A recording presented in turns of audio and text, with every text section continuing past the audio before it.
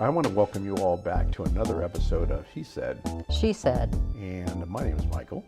And I'm Victoria, but you can call me Vicky. All right, Vicky, I appreciate you saying that because I'm a big names person. I introduce myself as Michael, but people will automatically, guys especially, some women, will automatically say, hey, good to meet you, Mike.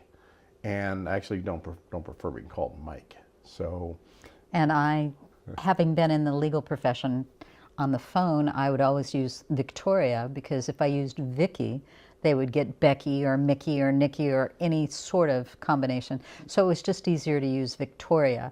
And then that can have its own problem because then people would remember Valerie or Veronica or any other name. And if it started with V, that was close enough for them. That's close enough. I get that, but I preferred that a person tell me what they're Peter, they want to be called Pete or Peter, that's fine.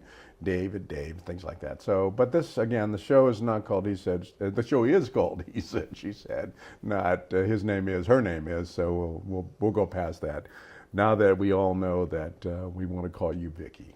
Got it. So Vicky, He Said, She Said is pretty clearly a show about relationship issues. It started out as a show about relationship issues, especially because the creators were over 60, especially as they pertain to people who are over 60.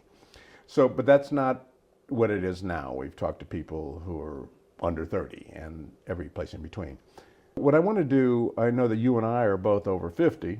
Over 60. Yeah, thank you for rubbing my face in that. Well, no, I'm happy to be there. We've worked hard to get here. That's right, that's right. I want to talk about issues that pertain more to people who are over 60 years old. So the people who are over 60 or the people who are heading that way kind of know what to look out for. Well, and I think people that are under 60 who didn't live through the period that we lived in, they won't know what it was like in the 80s. I was in my 30s. And so when I try to talk to my sons who are obviously much younger, they haven't got a clue what it was like to live in a time, the story I was telling you about when I wanted to go on the dating game as a divorced woman with at that point, I had a 4-year-old son, and I was finally deciding, okay, I'm not dead, I want to get back out there, and I loved Chuck Woolery, so I wanted to go on the dating game. When I was interviewed, I put in my application, I was accepted, I went on screen, they liked that, but then they called me back and said, okay, now we need to know, we're picking out the guys we want on yours. Right. Who would you want? And I said, well, actually, although I'm a fair redhead, I prefer, opposites attract, I prefer a darker gentleman. Mm-hmm. My ex-husband was black, and I'm more comfortable in that community. Mm-hmm.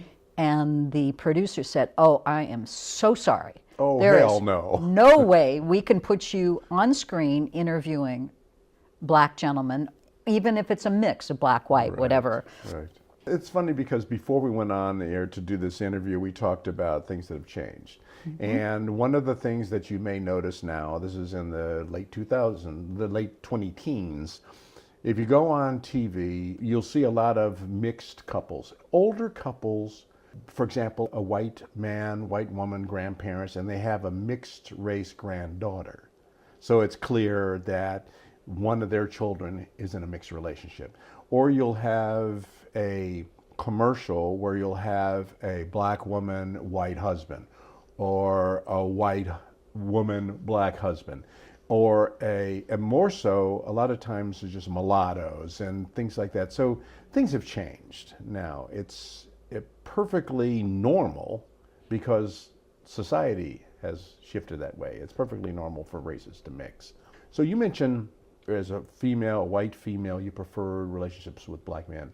Is there a specific reason, 1, 2, 3 reasons why? Or? It's actually really simple. I really do believe opposites attract. You'll find dark men are attracted to blondes. Right. Blonde women are attracted to dark.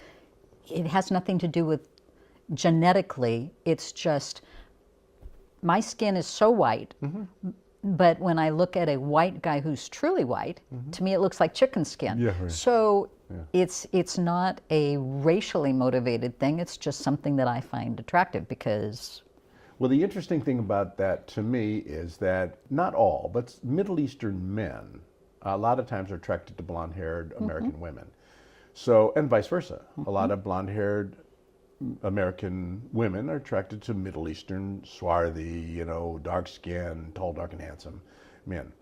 So I don't see that as an issue without getting into racism and No, it's just opposites attract. yeah, okay, that makes a lot of good sense. So let's talk about a couple of the things that you've experienced in life as a woman over 60. Let's start from back in the early days. You said you were married, and you're not now. Right. So that relationship, do you think that people, when they establish those relationships, they pick well?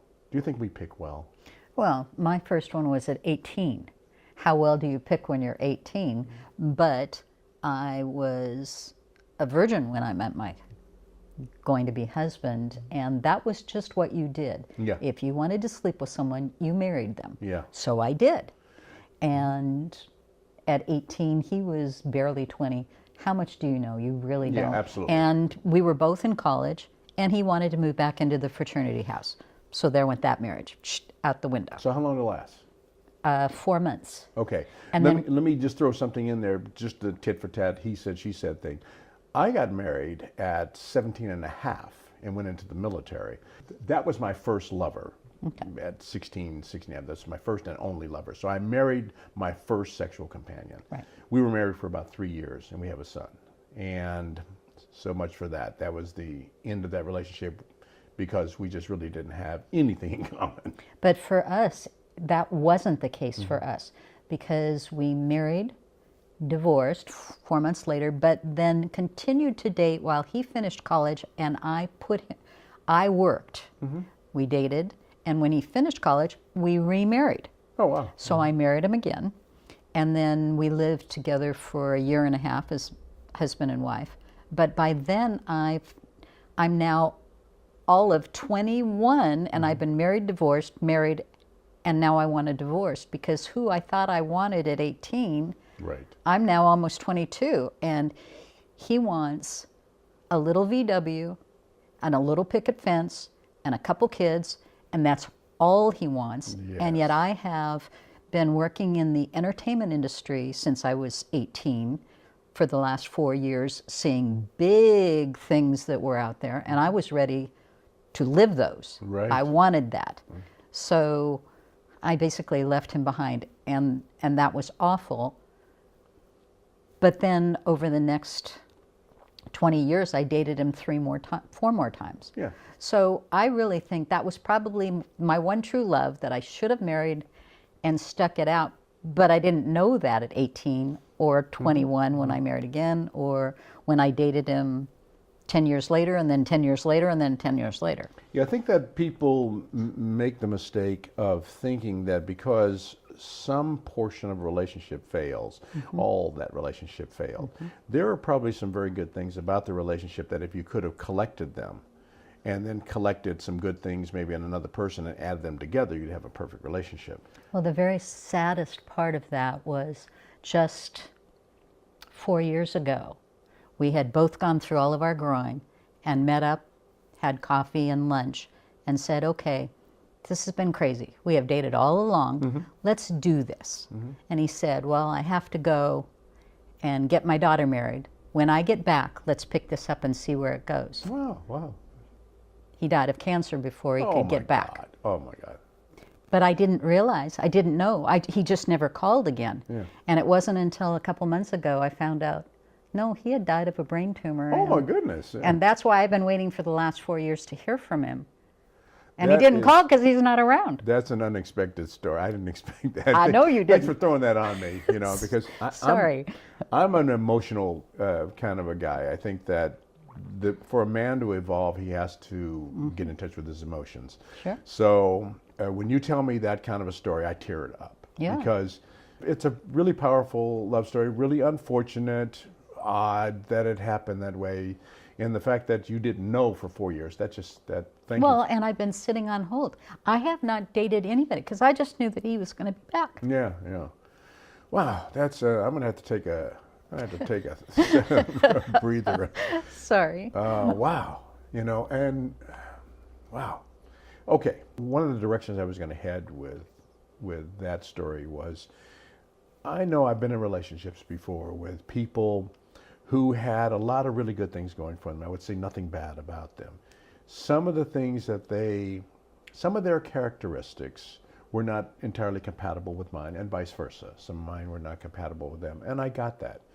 The hard part about relationships, and it becomes, I think easier, maybe you can correct me, later in life it becomes easier when you realize that it's just reality, and that the reality is, of these 10 things that are important to me, you have 5 of those things, and you do not have these 5 things. And doesn't mean you have to be perfect, but if these 5 things that we do not have in our relationship are meaningful, then it's going to the relationship. If they're deal breakers. Yeah, if they're deal breakers, they're just deal breakers. Yeah. So, however, I think we get smarter that there are too many things that, as a youngster, we would have said, right, I'm out of here, because you have this, and now we look back and say, well, you're not going to find anybody that doesn't have something. It's not settling, because some people say, well, you learn as you get older, you learn to settle. That's not the way I see it. When I was in my 20s, I was fit and fast and fabulous. I drove a, sport car and a motorcycle, and I was going places, doing things. Excitement, fun, all that was important to me. It's not that important to me anymore. It's not because I can't do that, but it's because, running around in a sport car, I do still drive a motorcycle. It wears out. I keep that, but it wears thin. What's the point of that? Going out, chasing the cute little girls in the skirts, that gets kind of boring after you've been with 100 of them. It just gets kind of boring. So maybe what happens is we just grow and we decide, well, you know what? I'm just a little bit more mature than that. The question I ask now that I probably wouldn't have asked at 20 is, when something starts to irritate me, I think, will this matter in 50 years? And if it's not that important, then why sweat it? Yeah, in some cases, will this matter in 15 minutes? That too. So that's the thing that happens when you get a little bit older. Now, when we're older, we have other issues that you don't have. Let's say when you're 61, you have issues that you don't have when you're 21. Some of the obvious issues when you're 21 are you're not very mature, you don't know where you are, you haven't been there, you haven't done that. So you're just feeling things out. You're growing. And you don't stop growing at 61, but you are really growing at 21. So you could be a completely different person 10 years later. The difference between 21 and 31 is huge. The difference between my friends at 61 and 71 is almost nothing. It's pretty negligible.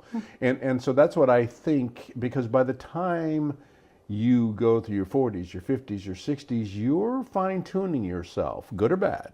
It doesn't mean you're perfect by the time you're 61, but you're fine-tuning yourself, and you are developing as the person you are. One of the things that is sad is that you couldn't pair up with someone at 21 who's going to do the same process, who's going through the same process of let's grow, let's develop, and if we go in separate directions, we just go in separate directions. But I think there are cases, because I have a number of friends who were high school sweethearts and are still together. It's not norm, but it does happen, because they just grew the same way. Yeah. Their kids. Yeah, and that's it. I'd like to, if you don't mind, I'd like to come back in a follow-up and talk about the extension of that, like in another podcast.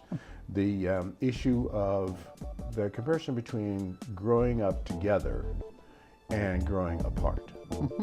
So can you join me again? Sure, be happy to. All right. Well, thank you all for listening to us on He Said. She Said. All right. Again, this is Michael. And I'm Victoria, but you can call me Vicki.